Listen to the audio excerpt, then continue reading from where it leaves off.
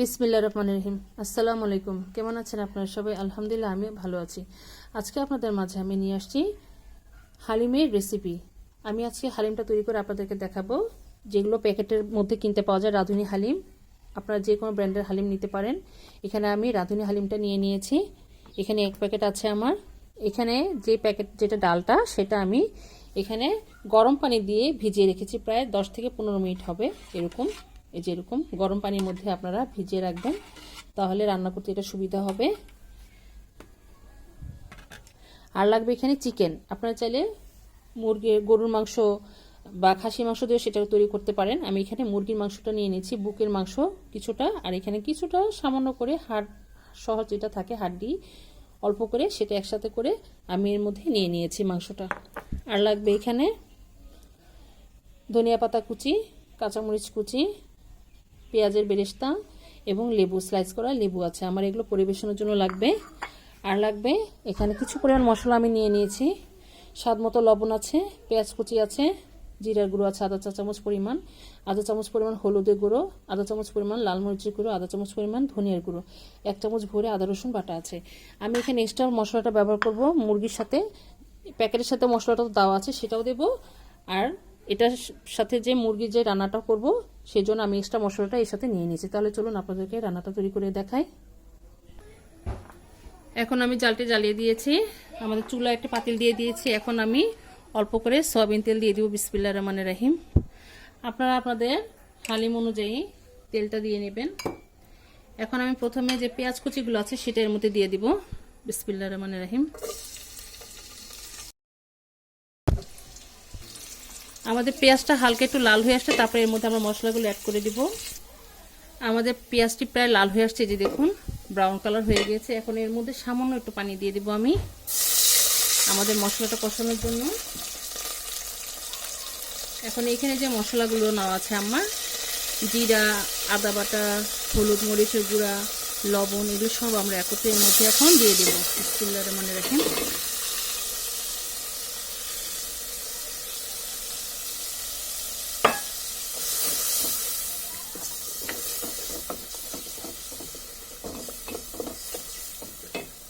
এখন মশলাটা ভালোভাবে কষানো হোক। কষানো হলে তারপরে এর মধ্যে আমরা যে মাংসগুলো আছে আমাদের মুরগির মাংসগুলো, সেটা এর মধ্যে দিয়ে দিব।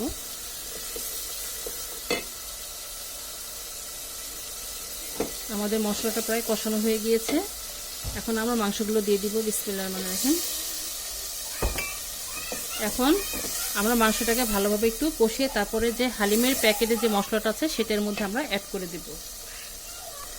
আমাদের মাংসটা প্রায় কষানো হয়ে আসছে। এখন যে আমাদের যে হালিমের প্যাকেটের মধ্যে যে মশলাটা রয়ে গিয়েছে, সেটা আমরা এর মধ্যে এখন দিয়ে দিব। যে মশলাটি সেটা দিয়ে দিব। এই রেডিমেড প্যাকেটের সুবিধাই একটা, যে এনি টাইম যে কোনো সময় আমরা এটাকে নিয়ে রান্না করে খেতে পারি। এখন আমরা যে প্যাকেটের মশলাটা আছে সেটা পুরাটা আমরা এর মধ্যে দিয়ে দিচ্ছি। পুরাটাই লাগবে,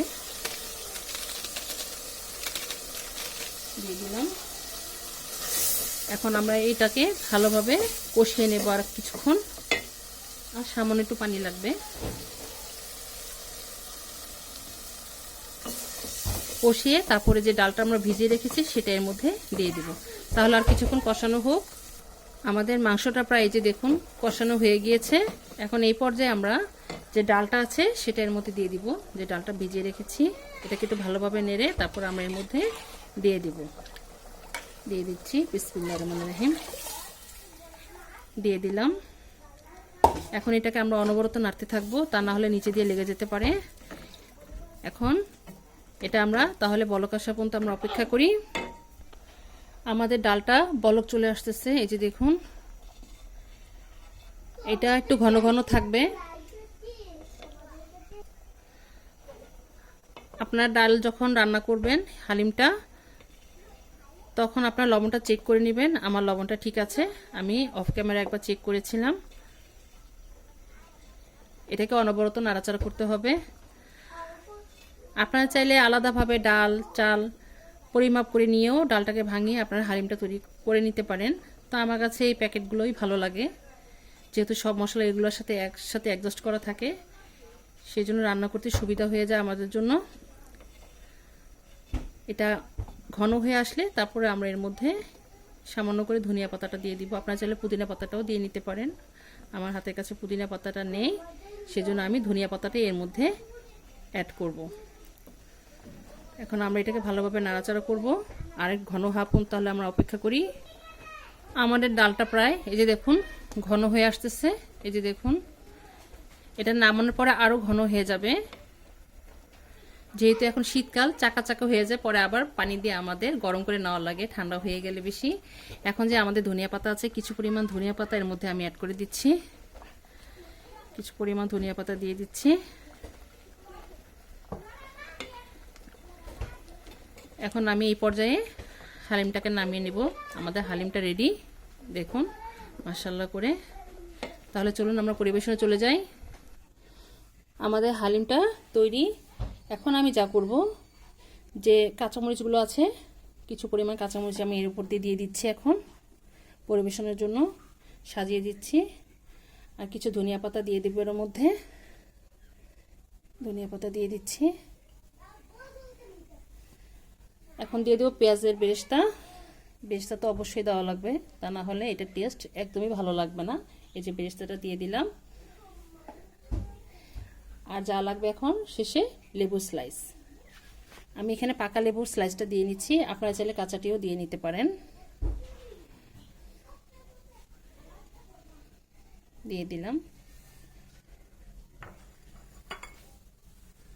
তৈরি হয়ে গেল আমাদের মজাদার চিকেন হালিম রেসিপি। মাশাআল্লাহ, আলহামদুলিল্লাহ, দেখুন দেখতে কত ভালো লাগছে। এটা কিন্তু খেতে অসাধারণ মজা।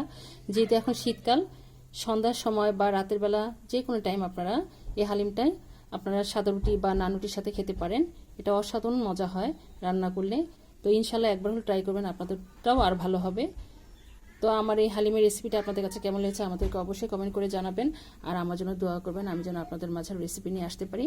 তো আজ এই পর্যন্তই। আপনারা যে যেখানে আছেন ভালো থাকেন, সুস্থ থাকেন। আল্লাহ হাফেজ।